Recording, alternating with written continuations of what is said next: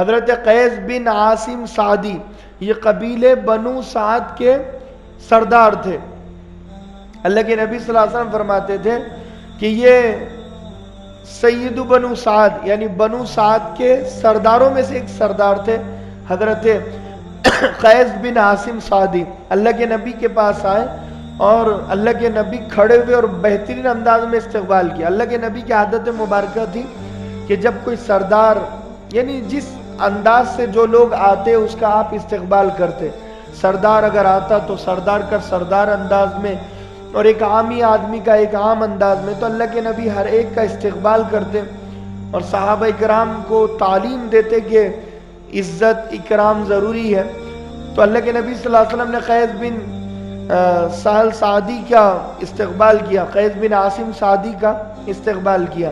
جب وہ قریب آئے تو انہوں نے اللہ کے نبی صلی اللہ علیہ وسلم سے ایک سوال کیا اور کہا کہ میں کتنا مال اپنے پاس رکھوں کہ میری ضرورت پوری ہو جائے، یعنی جو دنیاوی ضرورت کھانا پینا ہے، پہننا اوڑھنا ہے، وہ پوری ہو جائے اور میرے مہمانوں کی بھی ضرورت پوری ہو جائے، یعنی میں سردار ہوں تو میرے پاس ملنے کے لیے بہت سارے لوگ آئیں گے تو وہ میری ضرورت پوری ہو جائے۔ یہاں میں مسئلہ اس لیے بتا رہا ہوں کہ علماء نے یہاں سے مسئلہ نکالا کہ اللہ کے نبی نے اس حدیث میں بتایا ہے کہ ہمیں کتنا انتظام کر کے رکھنا چاہیے، اپنا کرانے کا، سبزی ترکاری کا، دودھ گوشت کا، گھریلو سامان کا کتنا انتظام ہمیں لمسم کر کے رکھنا چاہیے، اس سے ہمیں پتہ چلتا ہے۔ تو میں یہ اس لیے حدیث آپ کے سامنے لا رہا ہوں۔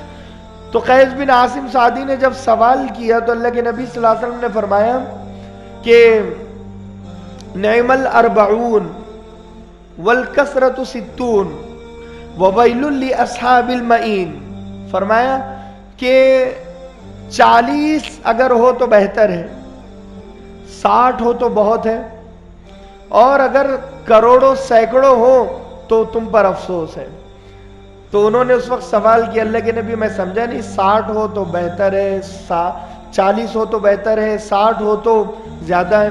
تو اللہ کے نبی صلی اللہ علیہ وسلم نے فرمایا کہ میں مویشیوں کی بات کر رہا ہوں۔ اس زمانے میں سونا چاندی کو قیمتی سرمایہ نہیں سمجھا جاتا تھا۔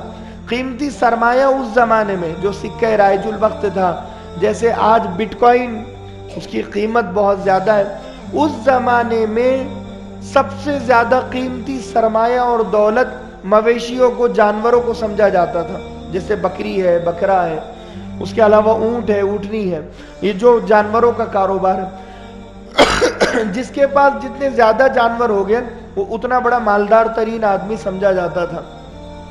تو قیس بن عاصم سعدی سے اللہ کے نبی نے کہا کہ تم 40 بکرے اور بکریاں اپنے لیے انتظام کر کے رکھ لو، 40 مویشی، 40 جانور، اور اگر 60 ہو تو یہ زیادہ ہے، لیکن ٹھیک ہے چل جائے گا، یعنی اچھے طریقے پر تمہارا انتظام ہو جائے گا۔ لیکن اگر تم سینکڑوں بکرے بکریاں مویشیوں کا انتظام کر کے اپنے پاس رکھنا چاہتے ہو تو تمہارے اوپر افسوس ہے۔ یہ کیٹیگریز ہمیں بتائی ہے۔ تو سب سے پہلے ہم یہ سمجھیں کہ اس زمانے کا تو چھوڑیے، اس زمانے میں آپ کو بتا دوں، ایک بکرا اس زمانے میں اگر 6000 روپے کا بھی کوئی پکڑے تو 40 بکرے 2,40,000 روپے لمسم اس کے ہو گئے، 40 بکروں کے۔ بات سمجھ میں آئی؟ تو اللہ کے نبی صلی اللہ علیہ وسلم نے اشارہ دیا کہ وہ آدمی عین سنت پر چلنے والا ہے، یعنی سچا پکا مسلمان وہ ہے جو اپنے گھر میں اتنا انتظام کر دے کہ 40 مویشیاں یعنی بکرے اور بکریاں قیمتی سرمایہ اس کے گھر میں ہو، لمسم اگر پکڑنا ہو تو 2 سے 3 لاکھ روپیہ اس کے گھر میں موجود رہے، وہ عین سنت پر چلنے والا ہے۔ لوگ سمجھتے یہ ہے کہ نیک اور دیندار آدمی وہ ہے جس کا جیب خالی ہو، اکاؤنٹ خالی ہو، وہ نیک آدمی ہے۔ نیک آدمی کی وہ پہچان نہیں ہے۔ ہاں اللہ کے نبی صلی اللہ علیہ وسلم کا اعلیٰ پیمانہ ہے، اللہ کے نبی کی اعلیٰ سوچ ہے، لیکن اللہ کے نبی نے امت کے لیے یہ پسند کیا۔ قیس بن عاصم سعدی بطور امتی بن کے آئے تھے، یعنی ہم تمام کی طرف سے آپ سے سوال کیا اور اللہ کے نبی نے تمام امت کو مد نظر رکھتے ہوئے جواب دیا. لیکن اللہ کے نبی کا پرسنل عمل کیا تھا کہ آپ مغرب کی نماز اقامت ہو چکی ہے, اب اللہ اکبر بولنا ہے اور نماز شروع کرنا ہے. اللہ کے نبی نے اقامت ہو گئی اور آپ فوراً اپنے حجرے میں چلے گئے. آپ کا حجرہ بالکل سامنے کی جانب تھا. آپ جب حجرے میں گئے ہیں, صحابہ اکرام صفے لگا کر کھڑے ہوئے ہیں, آپ گئے اور پھر واپس آئے اور مغرب کی نماز مکمل ہوئی. نماز اور دعا کے بعد صحابہ اکرام نے سوال کیا کہ آپ کہاں پر گئے تھے؟ اللہ کے نبی صلی اللہ علیہ وسلم نے فرمایا کہ 3 درہم میرے گھر میں رکھے ہوئے تھے جو سونے کے سکے تھے. میں نے یہ منظور نہیں کیا کہ ایک دن ڈھل جائے, رات شروع ہو جائے, شام کا وقت آ جائے اور میرے گھر میں سونے کے سکے موجود ہو, کیونکہ فرشتوں کی ڈیوٹیاں تبدیل ہوتی ہے کہ صبح والے شام کو اور شام والے صبح کو آتے اور جاتے رہتے ہیں. تو مجھے یہ پسند نہیں ہے کہ میرے گھر میں سونے کے سکے ہو اور میں اپنی نمازوں میں مشغول رہوں. تو یہ اللہ کے نبی صلی اللہ علیہ وسلم کا توکل کا, بھروسے کا اعلیٰ پیمانہ, اعلیٰ درجہ تھا. لیکن یہ پرسنل تھا, ذاتی تھا. یہ ہمارے لیے نہیں تھا کہ بھئی آپ بھی یہی عمل کرو کہ آپ سونے کے 1-2 درہم آپ کے پاس سونے کے سکے ہو تو آپ مت رکھو, فوراً صدقہ کر دو.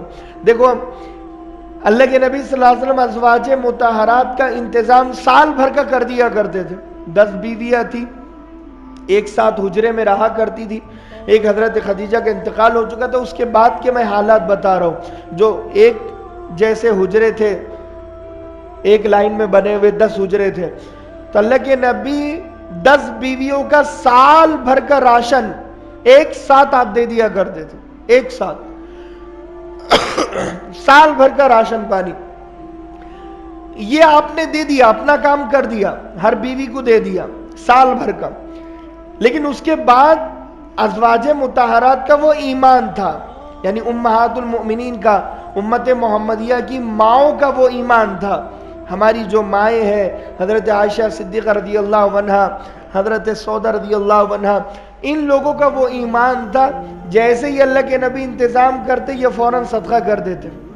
وہ سال بھر کا جو اناج, جو انتظام اللہ کے نبی کی طرف سے ہوتا, وہ آپ اپنی ملکیت میں اللہ کے نبی مالک بنا دیتے اور کہتے کہ اب میں نے تمہیں اس کا مالک بنا دیا, لیکن میں نے اپنی طرف سے سال بھر کا تمہارا انتظام کر دیا. جب وہ انتظام ہو جاتا تو ازواج مطہرات وہ پورا مال صدقہ کر دیتی تھی. سمجھ میں ہی بات. لیکن کوئی آدمی اگر یہ کہے کہ دیکھو میں نیک ہوں, لیکن بیوی کو بھی نیک بنائے اور یہ کہے کہ بھئی اللہ انتظام کرے گا, غریبوں کے ساتھ اللہ ہے, غلط ہے. آپ نیک ہو, آپ ایمان اور یقین والے ہو, لیکن آپ اپنی بیوی کا انتظام تو کر دو نا. بعد میں وہ صدقہ کرے گی, اس کی اپنی مرضی ہے, لیکن آپ کے ایمان کی وجہ سے کسی اور کو تکلیف کیوں ہو رہی ہے؟ کوئی اور کیوں تکلیف محسوس کرے؟ آپ آدھا پیٹ کھا لو گے, آپ آدھی روٹی کھا لو گے, صبر کر لو گے, لیکن آپ کے لیول کا ایمان آپ کے بچوں کا بھی ہو. ضروری تو نہیں ہے, بچے تو 1-2 روٹی پر اتفاق کریں گے, بھر پیٹ کھائے گے, بیوی بھر پیٹ کھائے گی.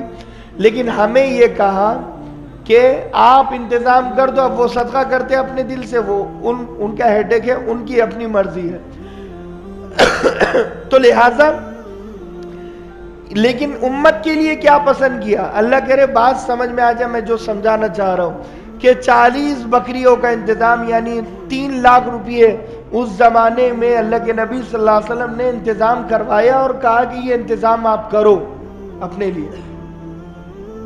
وَوَيْلٌ لِأَصْحَابِ الْمَئِينَ. ہاں, بہت سارے لوگوں کے پاس کروڑوں روپئے ہوتے ہیں.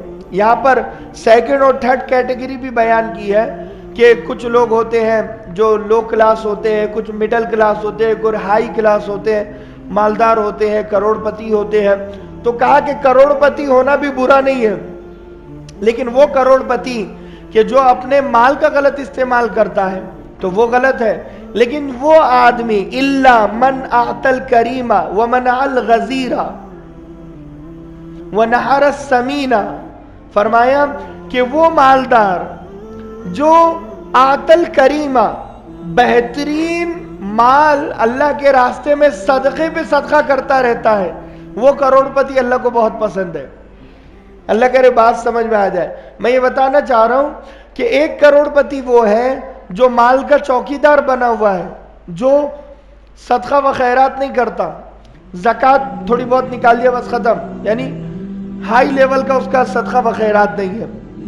اور ایک وہ ہے کروڑپتی کہ جو مال صدقے پہ صدقہ کرتا رہتا ہے. وہ جو اللہ کے نبی نے قیس بن عاصم سعدی سے کہا کہ اگر تمہارے پاس سینکڑوں مویشی جانور ہیں تو تم کسی جانور کو کاٹ کر دعوت کیا کرو غریبوں میں ذبح کر کے, اور کسی جانور کے دودھ سے فائدہ لوگوں کو پہنچاؤ. یعنی اونٹنی کا دودھ ہے, بکری کا دودھ ہے, ان کا دودھ نکالو اور لوگوں کو وہ دودھ صدقہ و خیرات کرو. یعنی لوگوں کو ان کے دودھ سے فائدہ ہونا چاہیے, ان کے گوشت سے فائدہ ہونا چاہیے. اگر تم ایسا کرتے ہو تو ایسا کروڑپتی آدمی اللہ کو بہت پسند ہے, ایسا مالدار آدمی اللہ کو بہت پسند ہے. اِلَّا مَنْ أَعْطَى الْكَرِيمَ وَمَنَعَ الْغَزِيرَ وَنَحَرَ السَّمِينَ.